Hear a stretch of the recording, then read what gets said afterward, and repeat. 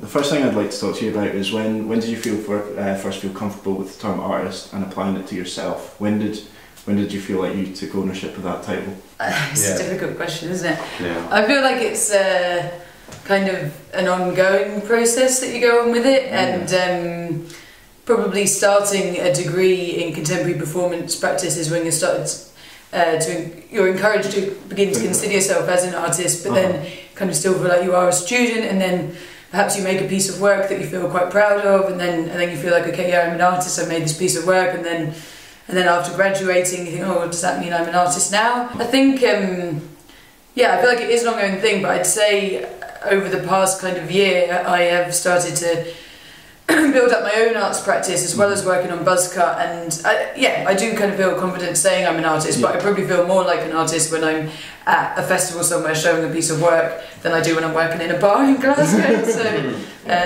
yeah. How about yourself? Yeah, well, I don't know, I also feel that it's a term that I struggle with all the time, because I make, in terms of the performance work that I would make, it has for a long time had a sensibility for collaboration.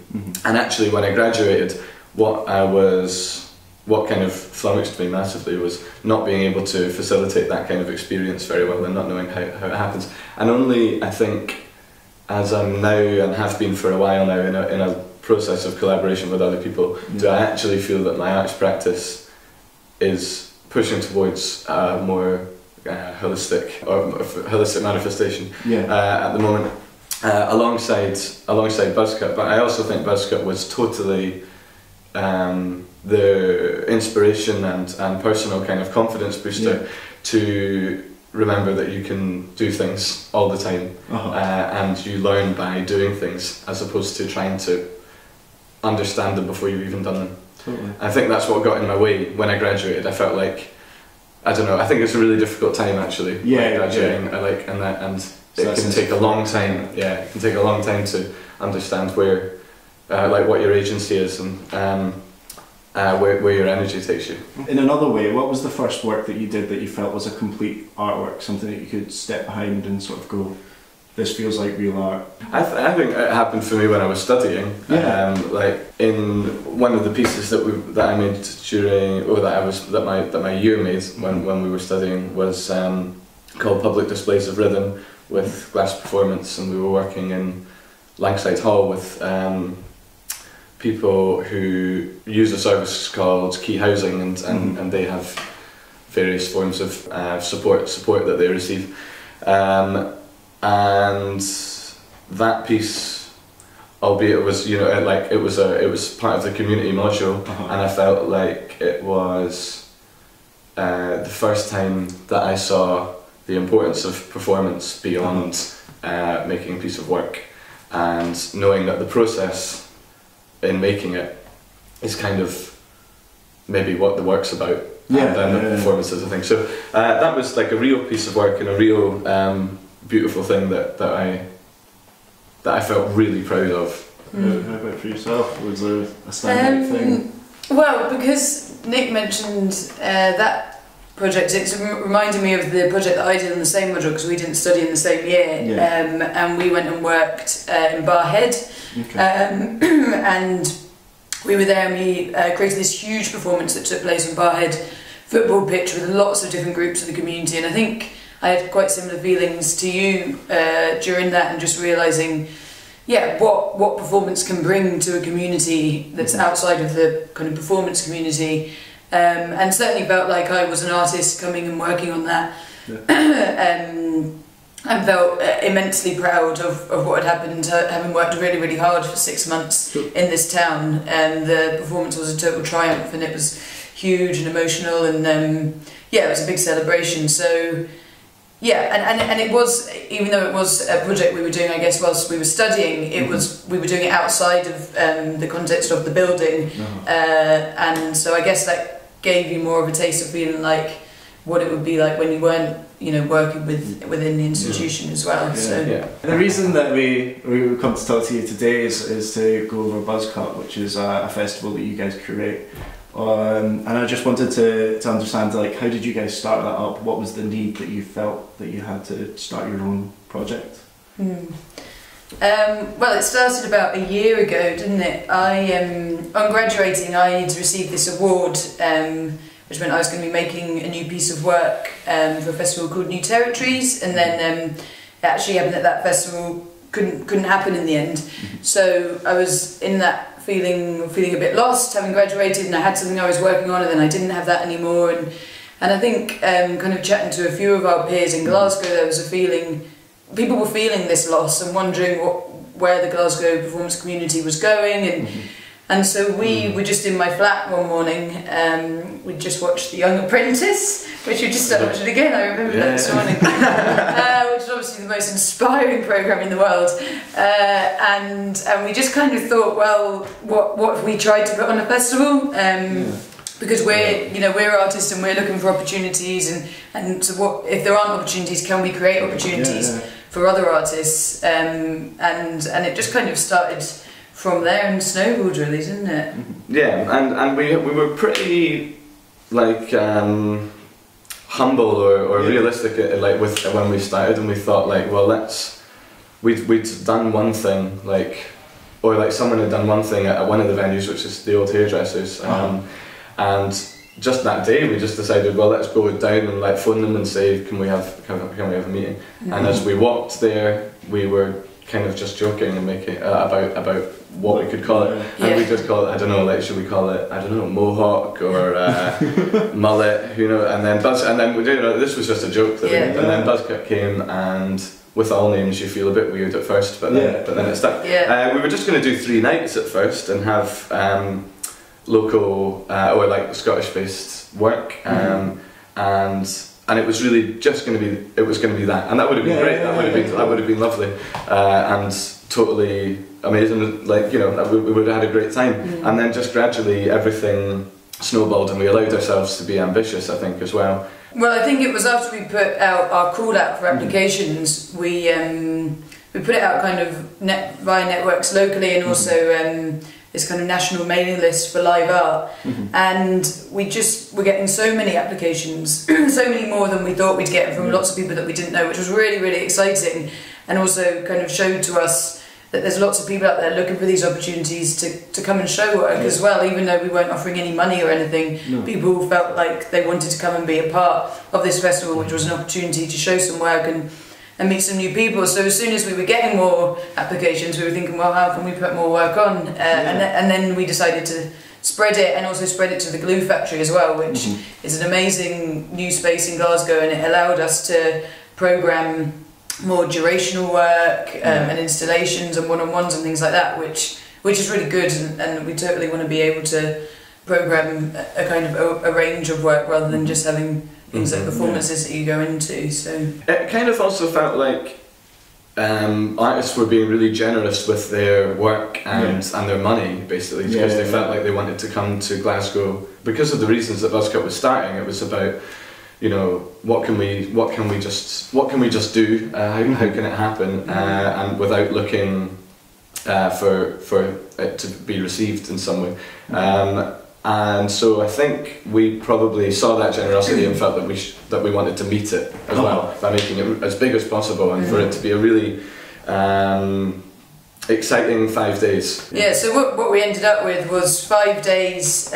We had 3 nights at the Old Hairdressers, followed by a whole day at the Old Hairdressers on the Saturday, and then a day at the Glue Factory on the Sunday, and we had, all in all, about 60 artists in the programme, but some of those were represented through film work, but a lot of them were live performances and installations, and it was a kind of 50-50 split between people travelling from elsewhere in Britain and Scottish-based artists. So it felt big and it felt full, and we had a range of artists as well in terms of how long they've been practicing for, which was really exciting. And then also within the programme, we were intent on not portraying or not indulging in any hierarchy of whose work would go last on a day, for example. So those, so there weren't any headliners as such. It's like, this is this work. All of this work can exist alongside each other, and that's really important that it does. And then I guess a big question that came up for us during the planning was, if we're not offering anyone any money for this, then what can we offer? What do artists actually need when they're coming somewhere, and audiences, and what do we all need that isn't perhaps based on money? So and we were thinking a lot about community and how to build this community during the festival, which is a huge question for us this year as well. And so we had artists that were coming up, they were staying with Glasgow-based artists, which was a really nice thing. And volunteers and other people who aren't artists who were very involved in the festival. Yeah, so it's people kind of sharing their homes, and that's a great way to get to know a city as well, if you're staying with someone who's living there. And also we had a soup kitchen every day, so that anyone involved in the festival could come and eat free soup in the afternoon. Do you feel like there was a nice balance between the effort the artists were putting in and what they were getting out of it? Because there wasn't really any money. Instead of putting the money into helping with travel or fees, it was like, okay, for the time that you're here, how can we best place that money to make your experience really great at this festival, make you feel welcome, make you feel supported, make sure your work is documented, and that you're fed and warm and things like, well, not always warm because the glue factory is pretty cold. So is there other sort of less tangible sort of things? Were there particular artists that came out of the first buzzcut like quite successfully? Were there some real success stories? Did anybody go away with it with something that got picked up by somebody else later on or stuff like that? We here, and we're in conversation with loads of the artists who were there, and I think we're always hearing and we always know about what other people are doing, and they're all following their own trajectories and doing great things. You know, we worked with some of the works in progresses and took them to the Edinburgh Fringe because we felt like to take the works in progress and then give it another platform would hopefully be, well, it was intended to be the type of supportive platform that is continuous that we felt was really important. So those, I don't know, four of those artists, Murray Wason, Andrew Houston, who are both Glasgow based, and Louise Orwin and Richard de Dominici, who are both London based. That was an opportunity for them to develop their work for another platform, which we also take a step back from. You know, we tried to set up creative partnerships for those people, particularly like those in London, because we're not gonna be there. But we don't take a hands-on role of, you know, and so I think that's why we would never call ourselves producers, because maybe a producer would. Well, you're not trying to mould any artist to sort of fit certain outcomes. I mean, do you think that by creating the platform and giving people something that, like, do you think that putting buzzcut on your CV is actually like something that's actually helped artists? You know, do you think that you've created something that's actually got enough profile? Because it's like a collective artist project, and it gives a title to something that might be, in other words, like a loose work, like somebody's, 6 months of somebody's work. Being able to attach buzzcut to that, saying, well, this is where it went through, and this is what the process. Do you think that's benefited and actually sort of like a brand or like a gold star sort of idea? I'd like to think so. I mean, obviously it was just the first year. People said that, down in London people had heard about buzzcut, and I think hopefully its reputation is growing with the different events we put on and different people that we speak to. And we were down at Spill Festival in Ipswich at the beginning of the month, and people from the Live Art Development Agency, they kind of heard about buzzcut and stuff. So I hope that it does have that positive reputation, and that and that it is a good thing for artists to say that they've come and been a part of. As long as we, and our responsibility is that we are always going to develop it to, regardless of its reputation outside, to make it really, really great for the artists at the time. But also remembering that buzzcut is that we want it to be part of a network of platforms, and we have no kind of we'll never push to have to be the absolute best one, so that other ones are like less valued or in any way. It's like buzzcut is part of a network of platforms, which there are loads of brilliant ones, and there always should be, and there should be more, and it offers the opportunity for artists to be showing their work. So whilst we always want to work hard to make it brilliant, it is really it's not about being like separate. Yeah, well, how do you feel the state of the sort of the ecology, if you will, of performance art at the moment? Do you feel like there's enough little groups of people like yourselves doing something that gives people a platform? Do you think there are enough platforms going on? Is there a strong sort of connection between those platforms, and is there a sort of groundswell of artists coming through? Do you feel like that things are in a positive state at the moment? I feel both positively and negatively about it. I think over the past year, since doing Buzzcut last year, the different events that we've been at, different people we've spoken to, we have met other people who are doing things like this. We've met some people based in Ireland, some people who are based in Leeds, and we've been told about other people that are doing things. I feel like as an artist, I'm not always hearing about loads of opportunities to go and to do stuff, particularly in Scotland, so I think let's have more. Always. But I think this thing about a network between these people who are kind of working at the same level as us is really important. And Katie Baird, who works at Live Art Development Agency, was saying to me, oh, you know, maybe we should set up some kind of network between you, and you can help each other. And Shona Manson, who's from the Druid Charitable Trust, has said, oh, we should be asking these people for advice. And you know, what we do is always about sharing and about looking to each other for support. So we've had this idea that perhaps at this next Buzzcut Festival we can have some kind of event which is for other artists or, you know, kind of young producers working like us who are trying to put on events in different places in the country, and look at how we could be supporting each other better, and how we can share advice and let each other know about what's happening, and then we could be passing it on to all of our networks and things like that. So I think there's I think you have to kind of go out there and find it a bit. You know, we've been going to lots of different places and meeting these people, and I'm wondering how we can perhaps be some kind of link in Scotland where we can let other people in Scotland know about the things that are going on elsewhere in Britain. So with Buzzcut, what has been your proudest moment? What was the thing that you really sort of feel passionate, that you're really pleased that you did that? Well, no, it's really hard. It's really hard. Because I don't know the answer to that.